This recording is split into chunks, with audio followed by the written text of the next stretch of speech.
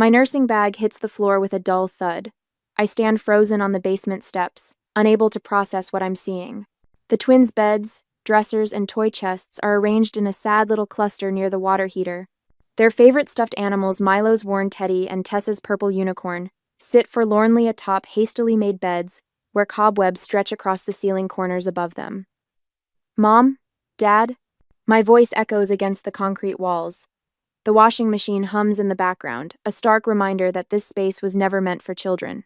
The air smells of detergent and the unmistakable mustiness that no amount of dehumidifiers has ever fully eliminated.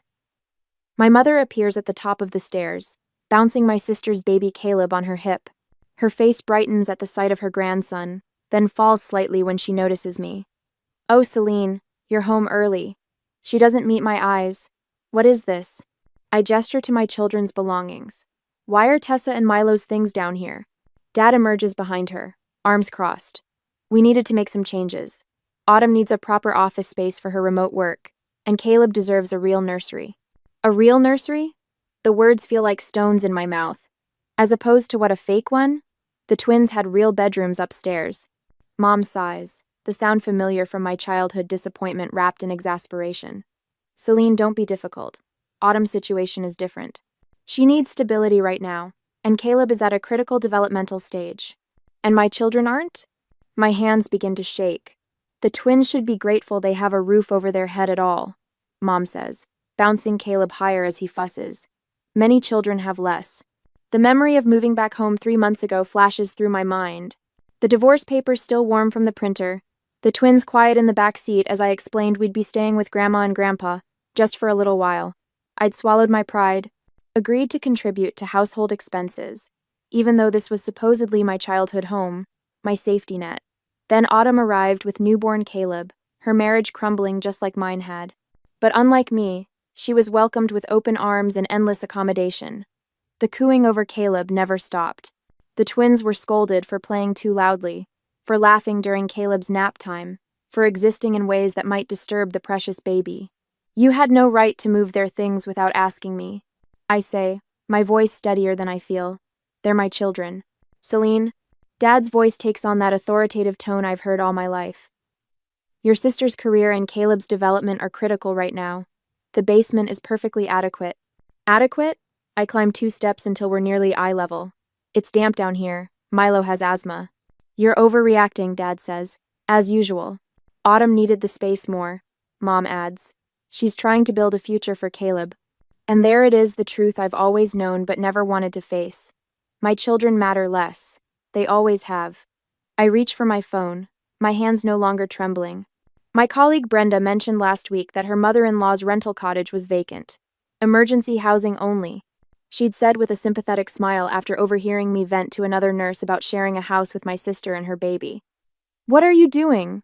Mom asks, frowning at my phone. "Making other arrangements." The text to Brenda is simple. "Is that emergency housing still available?" "Don't be ridiculous," Dad scoffs. "Where would you go on a nurse's salary? You need us." Mom shifts Caleb to her other hip. "Autumn is family too, Celine. You can't expect us to treat her differently just because you were here first." "This isn't about who was here first," I say, walking back down to gather Tessa's clarinet case that's been haphazardly placed near a pipe. "This is about respect. My children deserve better than a basement." My sister appears at the top of the stairs, her expression a mixture of guilt and defiance. "The twins will adjust," she says. "Kids are resilient." "Convenient how that only applies to my children," I reply, brushing dust from the clarinet case. "You're overreacting," Mom says, the familiar refrain. "The basement is perfectly fine. We're doing you a favor letting you stay here at all."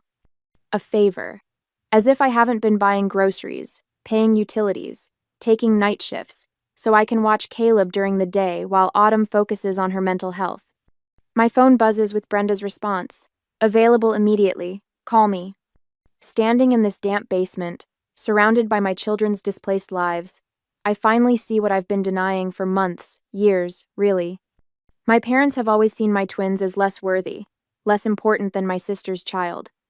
And by staying, I'm teaching Tessa and Milo to accept this treatment, to believe they deserve less. I'll be upstairs when the twins get home from school. I say, my voice calm. "We'll need to talk about this then."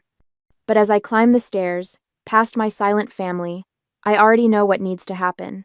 My children deserve windows, warmth, and respect, and I'm the only one who can ensure they get it. I can't sleep. The basement ceiling creaks with every footstep above, a constant reminder of where my children now rest. Milo finally stopped coughing an hour ago, his small body curled protectively around his teddy bear. Tessa pretended not to mind, arranging her unicorn collection on the cold cement ledge beside her bed, but I caught her wiping tears when she thought I wasn't looking. After tucking them in, I head upstairs for a glass of water, my nursing instincts on high alert. The house is quiet except for the hum of the refrigerator and the soft glow from Autumn's laptop on the kitchen counter. She must have left it open when she went to feed Caleb. I'm about to turn away when a message notification pops up. My sister's name appears beside a string of blue text bubbles. I shouldn't look. But something pulls me forward, the same instinct that makes me check a patient's chart twice when something feels off. Mom said we can just put them in the basement. Autumn's message reads, dated 3 weeks ago. Celine works so much she'll barely notice, and the twins are used to making do. My hand flies to my mouth, stifling a gasp. The timestamps reveal weeks of messages, planning sessions about my children's relocation while I work double shifts. Autumn's friend responds with laughing emojis. Your sister is such a doormat. The words blur as tears threaten, but I blink them back. This wasn't an impulsive decision made today. It was calculated, discussed, planned while I cooked their meals, and watched Caleb on my days off. I hear Caleb's cries from upstairs, followed by my mother's soothing voice, then footsteps on the stairs. I quickly step away from the laptop, my back to the kitchen entrance as I fill my water glass with trembling hands. Oh, you're still up. Autumn's voice carries no guilt, no recognition of what they've done. Mom's got Caleb. He's teething. I know. My voice sounds strange even to my own ears. I've been giving him teething tablets during my shifts with him. Later, after the twins are asleep in their basement beds, I find myself seated across from my parents and sister at the kitchen table. The house is quiet, Autumn gently rocking Caleb against her shoulder. They sit together, a united front. I stand, arms crossed, unable to settle into this tableau of family harmony. The basement arrangement is temporary. Dad says, not meeting my eyes. Until we figure out something more permanent. What does that mean exactly? I ask, keeping my voice level. Mom adjusts Caleb's blanket. Well, since Autumn's planning to stay indefinitely, we need to consider the long-term needs of everyone. Indefinitely? The word hangs between us. My therapist says stability is crucial right now, Autumn adds, her free hand reaching for the mug of tea. Mom prepared for her. Caleb needs consistency. And what about my children's stability? The question comes out sharper than intended. Dad's shoulders stiffen. Don't be dramatic, Celine. It's a roof over their heads. A roof I help pay for, I remind him. My contribution covers more than a third of the monthly expenses. A look passes between my parents that raises the hair on my arms. About those contributions, Mom begins, her voice taking on that placating tone I know too well. We've been thinking it makes more sense to pool all resources. Autumn needs help with Caleb's expenses, and since you're already established in your career. The realization hits like a punch. You've been giving my money to Autumn? Not all of it, Dad counters quickly, just helping her get back on her feet. While my children sleep in a basement. I press my palms flat against the table to steady myself. If you're that unhappy with the arrangement, Dad says with a dismissive wave, you could pitch a tent in the yard. At least the twins would have windows then. His cruel joke hangs in the air. No one laughs. Even Autumn looks uncomfortable, though she says nothing in my defense. Over the next few days, the consequences of our new living arrangement become painfully clear. Tessa's clarinet practice, once encouraged in this house, is now too disruptive for Caleb's nap schedule. She's forbidden from playing inside at all. Maybe next year you can try a quieter instrument, Mom suggests, as if her passion for music is merely a passing phase to be redirected. Milo, my usually talkative son, grows quieter each day. He speaks only when spoken to at dinner, his eyes downcast. When I ask him about school, he shrugs instead of launching into his typical animated stories about science class. He's just adjusting. Dad says when I mention my concern, kids are resilient. That night, after checking that the twins are asleep, I find Milo's inhaler usage log. He's been using it twice as often since moving to the basement. The dampness isn't just uncomfortable, it's affecting his health. I retreat to my own corner of the basement, a hastily arranged sleeping area behind a bookshelf, and open my banking app. The overtime shifts have paid off. Between my savings and next week's paycheck, I have enough for first and last month's rent on the apartment Brenda mentioned. As I stare at my bank balance that night, I wonder if I should confront my family one last time or simply leave without further discussion. Would demanding respect work, or would a quiet exit make a stronger statement? What would you do when your family has shown they value one child over another? The basement pipes knock and gurgle overhead, as if offering their own opinion on the matter. A week later, the doorbell chimes just as I finish my third double shift of the week. My body aches for sleep, but there's no time. Aunt Cynthia, Uncle Pete, and 3 cousins crowd into the living room, all cooing over Caleb and his bouncer while I slip off my shoes. There she is, Mom announces with exaggerated cheer. We were just about to give everyone the grand tour. Autumn beams bouncing Caleb on her hip. I can't wait to show off his nursery, it's absolutely perfect now. My stomach knots. His nursery, the twins' former bedroom.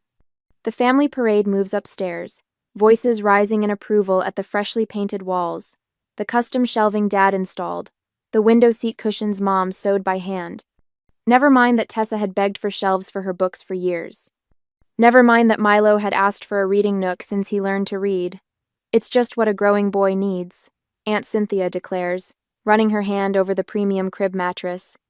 Uncle Pete nods toward me. Your twins must be very accommodating kids, letting their cousin have such a nice setup. My mouth tastes like copper. They didn't exactly have a choice. Silence falls before Mom jumps in. We're planning to convert the basement into a proper bedroom, eventually. But first, Dad adds, we're redoing the kitchen. Autumn needs a proper workspace for preparing Caleb's organic meals. Later, as relatives fill their plates in the dining room, I slip downstairs to check on Milo. His cough echoes against the concrete walls, a hollow sound that's become his nighttime companion since the move to the basement. Mom? He sits up, clutching his inhaler. Is dinner ready? Almost, buddy. I sit beside him, rubbing his back as another cough rattles his chest. How's the breathing today? He shrugs, a gesture too resigned for an 11-year-old. The same. Dr. Phillips said the dampness isn't helping, I remind him, handing him a glass of water. We have another appointment next week. Upstairs, laughter erupts. More than a week in the basement, and Milo's chronic asthma has worsened. The pediatrician's face had grown serious during our last visit. Environmental factors, he'd said, eyeing me over his glasses. We both knew what that meant. Will Hannah be at school tomorrow? I ask, trying to brighten his mood. His eyes drop to his inhaler. Doesn't matter. I don't invite friends over anymore. Honey, why not? Tessa doesn't either. He pulls his knees to his chest. It's embarrassing. Nobody else lives in their grandparents' basement. The truth of this strikes me like a physical blow. 2 days earlier, I'd overheard Tessa declining a sleepover invitation, making excuses about having too much homework. She'd stopped playing clarinet at home entirely after Dad complained about the noise disturbing Caleb's nap schedule. You should come up for dinner, I tell him, ruffling his hair. He shakes his head. I'll eat down here. Grandma said my coughing upsets Caleb during meals.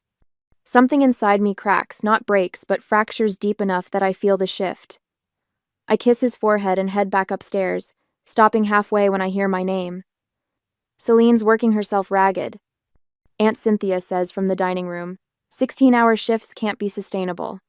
She needs the money, Mom replies. Divorced nurses don't exactly have golden parachutes.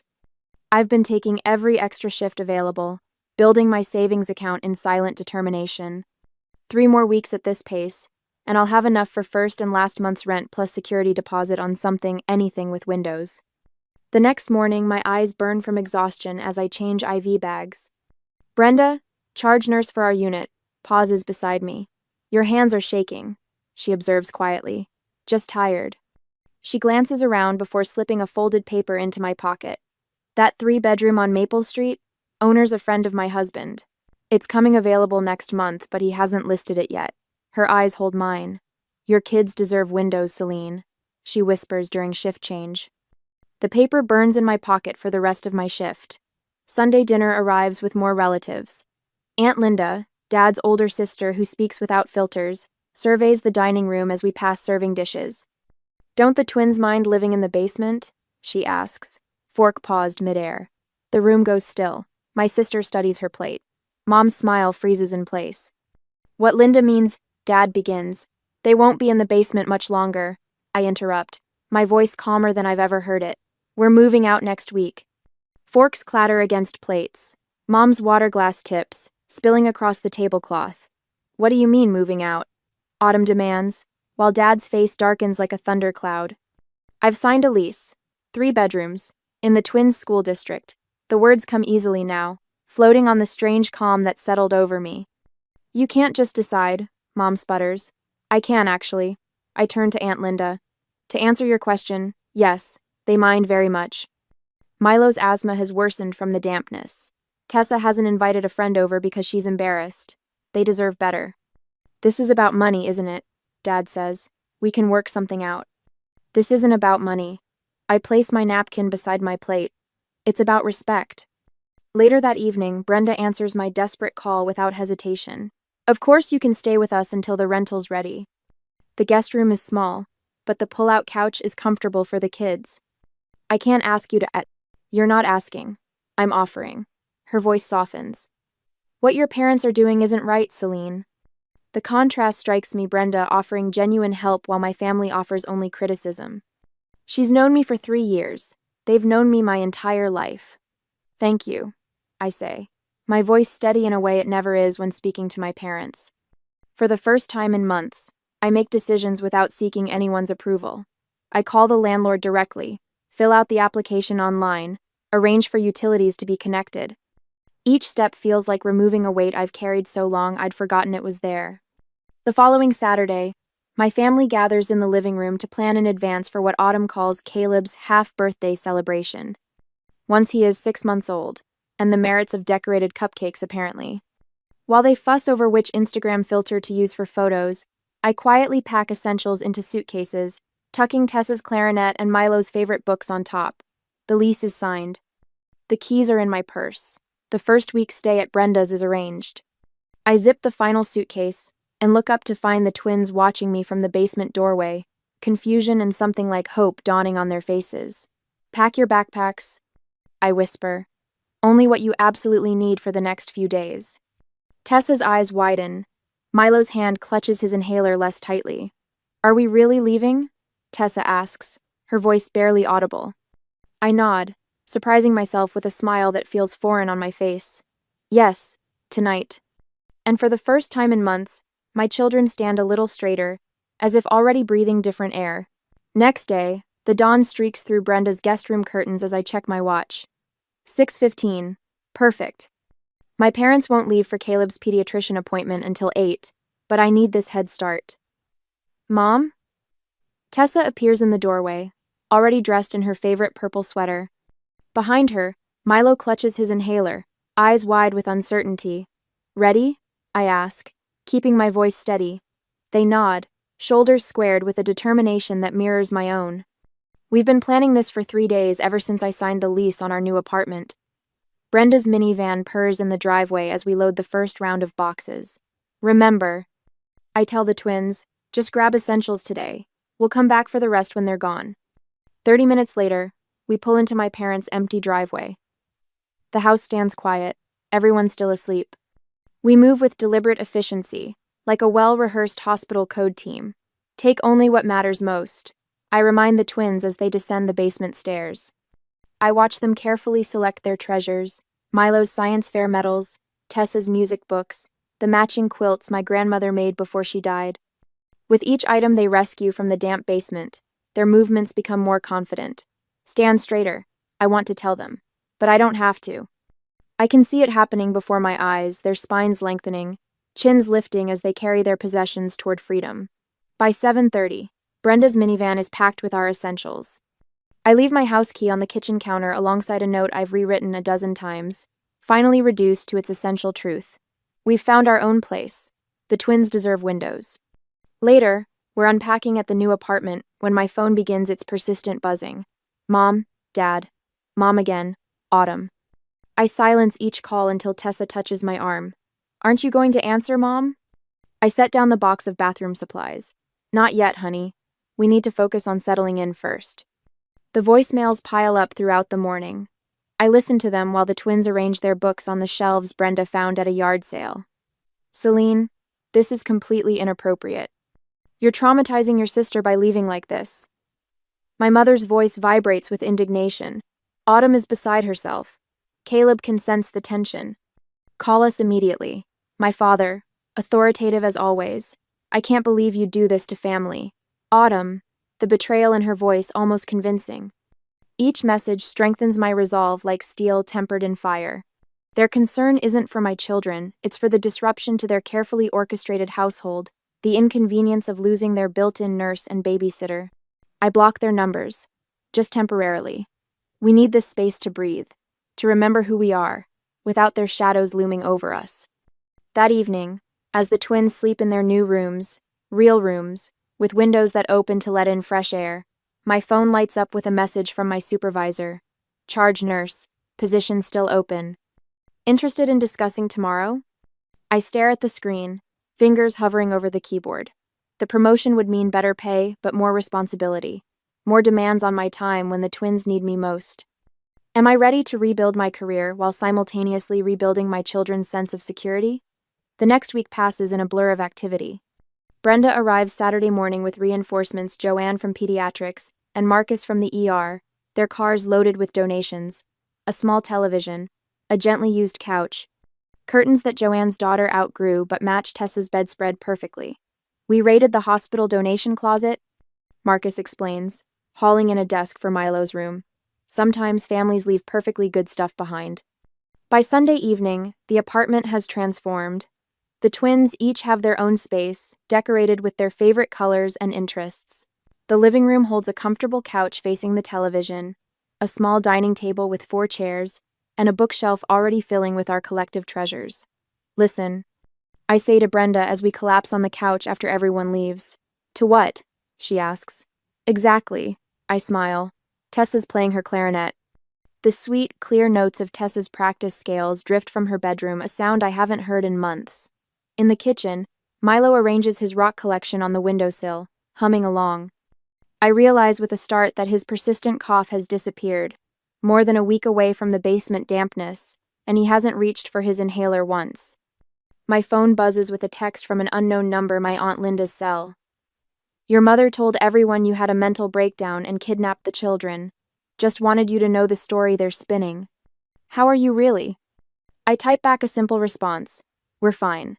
The twins each have their own bedroom now, with windows. The replies start coming in from extended family members who've apparently been given my aunt's update rather than my parents' version. Support, questions, offers of help.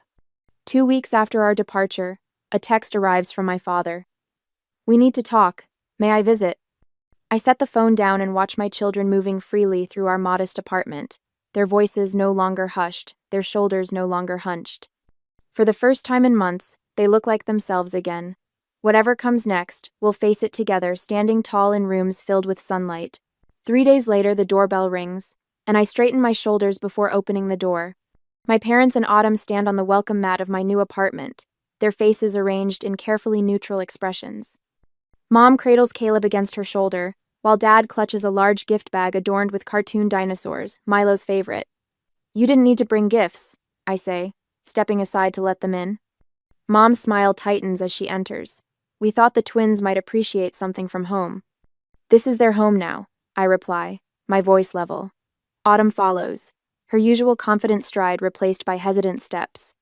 Her eyes dart around the modest living room, taking in the second-hand furniture and the twins' artwork already displayed on the walls. It's cozy, she offers, the politeness in her voice as unfamiliar as a foreign language. Dad sets the bag down and clears his throat. We've been talking, Celine. We think we might have been hasty with our arrangements. Hasty? The word tastes bitter. The twins can have one of the upstairs bedrooms, Mom says, bouncing Caleb gently when he fusses. We could move some things around. Share a room, you mean? I clarify. Instead of the basement. Dad shifts his weight. It would be better than this situation. This situation where my children have their own rooms with windows? I ask. You're punishing the whole family, Autumn blurts, her facade cracking. The twins miss their cousins. Caleb needs his aunt. I meet her gaze steadily. My children aren't being punished here, and they certainly aren't being used to punish anyone else. The twins emerge from their rooms at the sound of voices, approaching cautiously. Tessa slides her hand into mine while Milo hangs back, watching his grandparents with wary eyes. Would you like to see our new place? I ask them, my voice warming as I address my children. Before anyone can respond, I lead them down the short hallway. I've accepted the charge nurse position at Memorial. I announce over my shoulder. Better hours, significantly better pay. I push open Tessa's door first. Her eyes widen at the transformation. Since this morning, the bookshelf we assembled together now painted lavender to match her bedspread, her clarinet stand positioned by the window where natural light streams in. My friend Brenda's daughter outgrew her desk, I explain, running my hand over the white wooden surface, perfect for homework and practicing music. Next is Milo's room. With its blue walls and the glow-in-the-dark constellation stickers we applied to the ceiling last weekend. His telescope, a birthday gift from last year that had been gathering dust in the basement, stands proudly by his window. There's a park across the street. Milo tells his grandparents, his voice gaining confidence. With a field where we can play soccer. Mom's eyes soften momentarily before she composes herself. This must be expensive. My children aren't bargaining chips, I say quietly. They deserve respect as much as Caleb does. Back in the living room, the twins offer to give the official tour, pride evident in their voices. Milo leads his grandmother to the kitchen, opening the pantry door. Look, we have a shelf just for our snacks, he says, and we don't have to ask permission every time we're hungry. He reaches into his pocket and pulls out his inhaler. And I don't need this anymore since we moved from the basement. Dr. Patterson says my lungs sound better already. The basement wasn't that bad, Mom says automatically, then falters when she sees Milo's expression. Remember when I couldn't stop coughing at night? He asks, his voice small but firm. You said I was doing it for attention. Mom looks away, bouncing Caleb higher on her hip. Tessa steps forward, her clarinet case in hand. We can practice music whenever we want here, she says, assembling the instrument with practiced movements. She plays a flowing sequence of notes, the melody filling the apartment with clear, confident sound. Dad watches, his expression unreadable. Autumn stands awkwardly by the door, her phone clutched in her hand as if preparing for escape. Who's watching Caleb next Tuesday when you have your interview? She asks, suddenly, the question directed at no one in particular. The music stops. Tessa lowers her clarinet, and I see the understanding dawn in her eyes, the realization that her aunt had been counting on my childcare services all along. I'm sure you'll figure something out, I reply, keeping my voice neutral. You're resourceful. As they prepare to leave, I notice the subtle shift in their dynamics. Dad helps Mom with Caleb's diaper bag instead of leaving it to Autumn. Mom asks Autumn if she's called the babysitting service they discussed. Dad pauses at the threshold. Celine, could I speak with you privately before we go? I hesitate, catching the twins exchanging glances. Whatever comes next, I know we've already won the battle that matters most. Give us a minute, I tell the twins, stepping onto the small balcony with my father and closing the door behind us. Through the glass, I watch Milo showing his grandmother the view from our third-floor apartment, not spectacular by any means, but it includes trees and sky instead of concrete walls and water pipes. Whatever my father wants to say, it can't change what we've built here, in this modest apartment that smells of fresh paint instead of mildew. It can't erase the sound of my children laughing, as they arrange their belongings in rooms flooded with sunlight. The battle isn't over. Family wars rarely end with a single decisive victory. But for the first time in months, maybe years, I'm the one setting the terms of engagement. 6 months later, the mortgage papers spread before me on the loan officer's desk, each requiring my signature. 6 months ago, I would have hesitated, called my parents to double-check I was making the right decision. Today, I sign my name with confident strokes. Congratulations, Miss Dalton. You're a homeowner, the loan officer says, sliding the house keys across the desk. I close my fingers around the cool metal, remembering the basement steps where my nursing bag fell that day. The contrast nearly takes my breath away from damp concrete walls to a modest 3-bedroom with windows that catch the morning light. My phone buzzes with a text from Brenda. We still on for housewarming Saturday? I smile, typing back a quick affirmative. At work, the other nurses now come to me for scheduling questions. Last week, doctor. Patel asked for my input on a difficult case, something that would never have happened 6 months ago when I kept my head down, trying to avoid notice. At home that evening, I find Tessa practicing her clarinet in the kitchen, while Milo builds a science project on the dining table. Neither jumps or apologizes when I enter.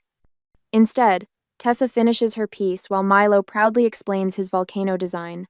Principal Hayes asked me to join advanced band, Tessa says, wiping her mouthpiece. And Jason invited me to his birthday party next weekend. Mrs. Wilson says my science project might win first place. Milo adds, his cheeks flushed with excitement rather than asthma. Can we paint my room blue this weekend? Real blue. Not that weird grayish color Grandma said was good enough. My phone rings. Mom's number. I answer after the third ring, a deliberate choice rather than my old instinctive grab. We'd like you and the twins to come for Sunday dinner next week, she says, her voice tentative in a way I've never heard before. Your father grilled steaks. Just us? I ask, not bothering to disguise my meaning. Autumn moved back to her condo last month, Mom says. Caleb's nursery is empty now. I take a breath. We'd be happy to come. But we'll need to leave by 7. Tessa has band practice Monday morning. The old Celine would have accepted any invitation on any terms. The new one sets boundaries. That's fine, Mom says. We understand. On Saturday evening this week, my small house fills with voices. Brenda brings a potted fern. For new beginnings, she says. 2 nurses from pediatrics arrive with a welcome mat. My charge nurse brings homemade lasagna. When Brenda raises her glass in a toast to finding family in unexpected places, tears threaten, but they're different from the ones I used to swallow back. Sunday this week, we paint the twins' rooms. Milo's deep blue, Tessa's lavender. Paint speckles their faces as they debate where to hang posters. I started a college fund, I tell them, and I enrolled in online classes for my BSN. You'll be the best nurse practitioner ever, Tessa declares, certainty in her voice. A knock at the door surprises us. Dad stands there, holding a toolbox. Thought you might need help mounting those bookshelves, he says, eyes taking in the paint-splattered scene. He sets the toolbox down. I'm proud of you, Celine. The words hang between us, unfamiliar and fragile.